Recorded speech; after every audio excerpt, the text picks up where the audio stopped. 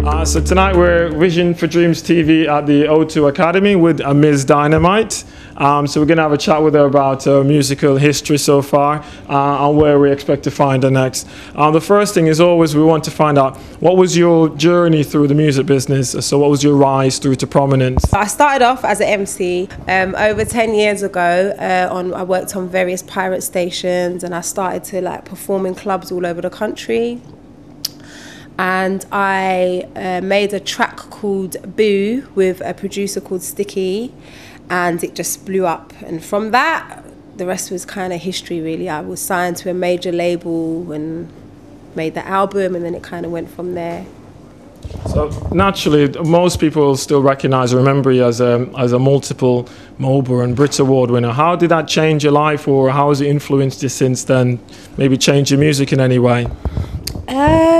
I definitely don't think it's changed my music at all, and it definitely impacted my life. I think it gave me, there was more attention on me and more focus on me. And obviously on one hand I was really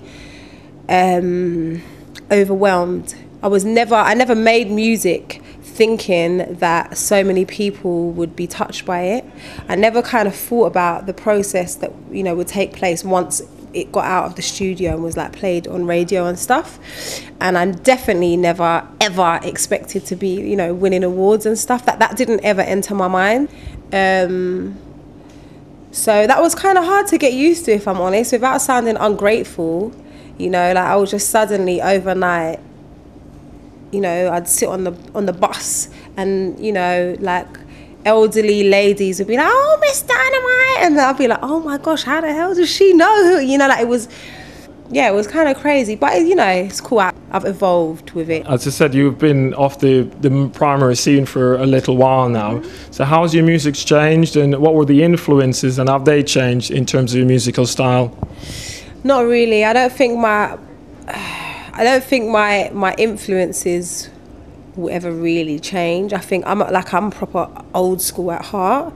I was raised on old reggae, obviously the Bob Marleys of the world, but kind of Beres Hammond, U-Roy, more even further back that, the Dennis Brown and Gregory Isaacs. And so for me, there will always be a real reggae kind of influence. But then at the same time, there was a lot of soul there, a lot of Aretha Franklin and James Brown. And then I kind of moved into hip hop, I think, sort of just before I got to my teens. I started listening to NWA and Public Enemy and a lot of conscious rappers, Rakim and people like that. And I think, again, that had a huge impact on me. Do you think the successes you've had has paved the way for others to come along as female artists,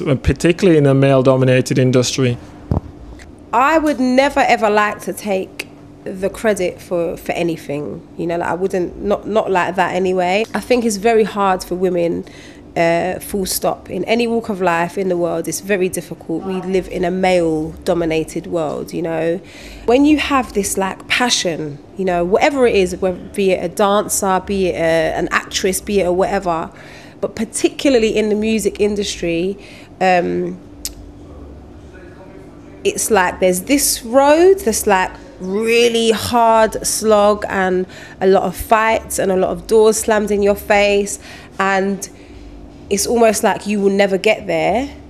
And then there's this road that's kind of easy, okay, you're beautiful, you've got a big breast and a big bump, and you can lean on that a little bit, and suddenly it's the doors swing open a little bit easier, or and I don't judge women that choose that path.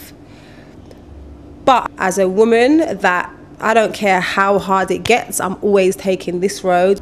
I hope that inspires other women to know that it is possible. Have I made it easier, or has my success made it easier? I don't think so. So what would you say to aspiring artists who would want to be in your position one day, or are actually in the industry right now and maybe thinking about which path they should take? I would say follow your heart, be you, like listen to that voice inside. So yeah, that's what I'd say. Just be true to yourself.